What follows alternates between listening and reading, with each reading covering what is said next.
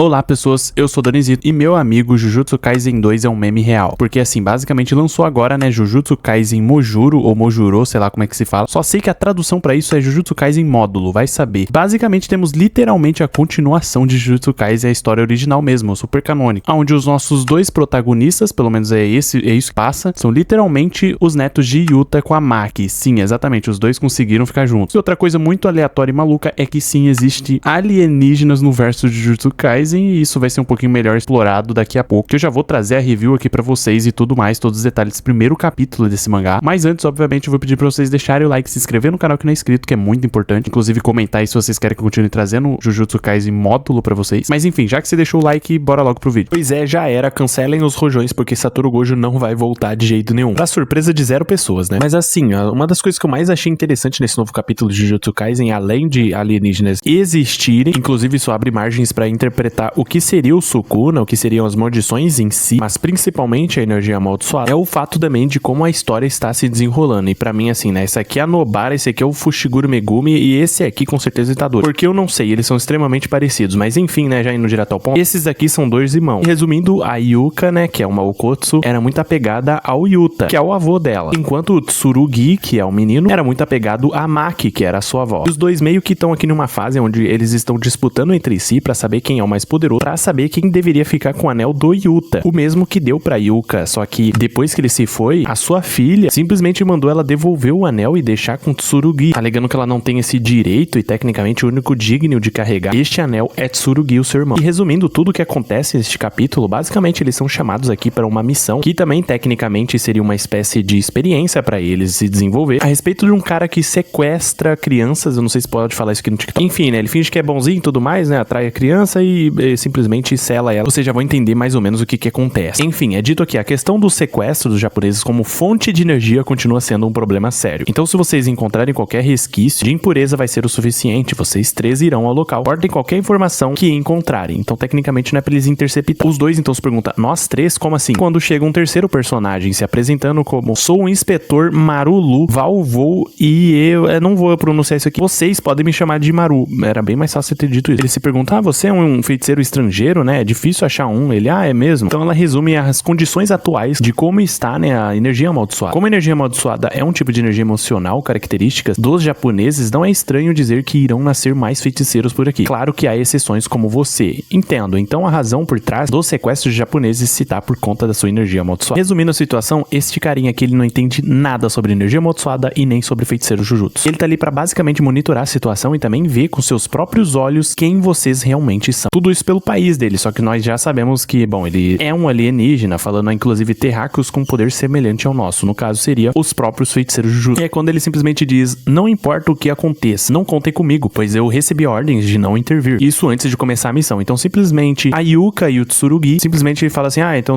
fica pra trás aí mesmo. Ele fica lá paradinho sem entender nada, né? Obviamente, ele ficou triste. Mas enfim, a Yuka volta, ele começa a conversar com ele e os dois se aproximam um pouco. E por conta dessa leve aproximação, ela acaba explicando a sua situação. Inclusive, ele pergunta, então você e o Tsurugi são realmente irmãos? Ela pergunta, como assim? Algo em você se parece. Não nos parecemos nem nada. Vocês não se dão bem então? Não mesmo, ainda mais depois que ele pegou o meu tesouro. Ele roubou você? Na verdade não, é um anel de herança do meu avô. É aquele anel que estava pendurado no pescoço dele? Sim, exatamente. Por ser um objeto amaldiçoado precioso da família Gojo, naturalmente ele acabaria nas mãos de um feiticeiro mais talentoso. No começo era eu, mas do nada meus pais decidiram que meu irmão é quem deveria ficar com ele. Então Maru simplesmente pergunta algo óbvio, né? Então quer dizer que o seu irmão é um feiticeiro mais talentoso? Ela fala, nem tanto assim. O próprio senhor Uzami falou que a gente era mais ou menos do mesmo nível. Logo então o Maru fica animado falando, então vamos cumprir essa missão somente eu e você, vamos mostrar o quão incrível o Yuka é. Eles saíram procurando aqui o máximo por pistas que deu, mas por fim eles acabam não encontrando nada. Ele então analisa um pouco a situação, falando alguma condição para ativar uma técnica de barreira, provavelmente uma barreira que pega qualquer um que seguir o caminho determinado. Por acaso nesse meio tempo o Tsurugi aparece e bom, eles tentam procurar junto. Ele basicamente diz que já tinha notado aquela barreira assim que chegou. O Maru pede perdão pra Yuka, ela fala que tudo bem, você não fez nada demais. E ele explica que basicamente também tem um irmão gêmeo. A gente não se dá nem um pouco bem. Não importa o quanto eu já tentei melhorar isso, não deu em nada. E ela então pergunta, e por qual motivo vocês brigaram? Bom, segundo meu irmão, é que eu sou meio desastrado e isso acaba irritando ele. Daí ela pensa simplesmente, pior que eu até entendo ele. Resumindo, eles começam aqui o trabalho de basicamente interditar a rua até eles descobrirem exatamente o que tá acontecendo. Só que no meio do processo, um menino acaba entrando ali no meio das fitas e passando diretamente num beco escuro. Por acaso, caso, ele acaba sendo capturado bem na frente deles. Eles sentem aquela pressão toda e, tecnicamente, aquela maldição desaparece no instante. Eles, então, começam a discutir o que seria melhor fazer naquele momento, quando, de repente,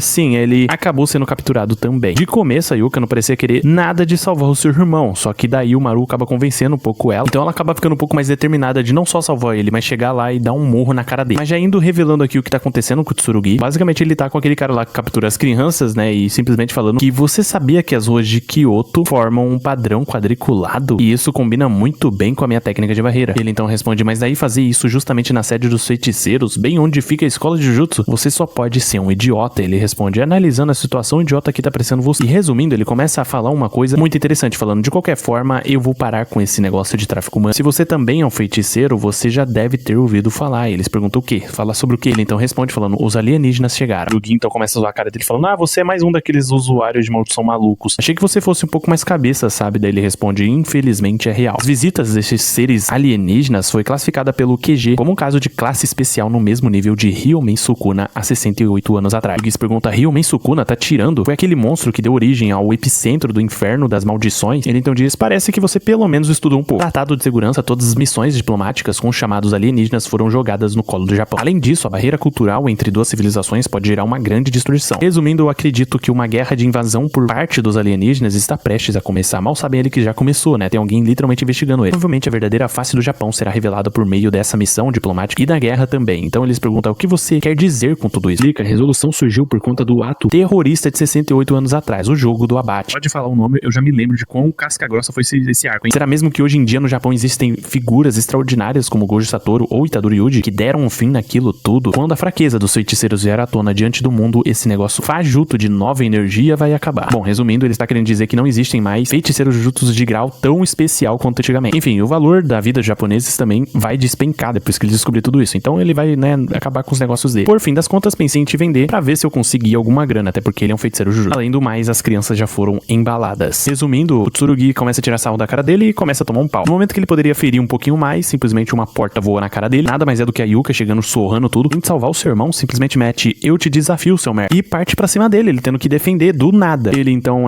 aproveita um erro dela que tecnicamente não era tão eficaz e simplesmente dá um socão no meio da cara da própria irmã. Ela chora humilhada por dentro, obviamente, falando, ele realmente é forte. Simplesmente vira o jogo apontando pro inimigo, falando, desiste logo, seu canalha, nós vamos aqui te bater. Então, simplesmente o Tsurugi utiliza aqui uma técnica muito semelhante ao domínio simples, fazendo um combo assim bem forte com a própria Yuka. No fim, ele diz que basicamente quer devolver o anel pra ela, só que só depois ele se tornar verdadeiramente forte. É quando é revelado que basicamente o cara não tava inconsciente e começa a utilizar uma técnica de jutsu. Nesse momento, muita merda poderia ter acontecido, só que um olho poderoso se abre e cancela completamente aquela técnica e fazendo com que ele desmaie na hora. E é exatamente o Maru que acabou revelando seu terceiro olho. Sim, os feiticeiros encontraram um alienígena. Os alienígenas chegaram no planeta. Agora, o que carambas vai acontecer com o Maru, eu já não sei. Por acaso vocês querem que eu continue trazendo aqui Jujutsu Kaisen Mojuro, já sabe muito bem o que fazer. Inclusive, comenta aí, né, pra mim saber.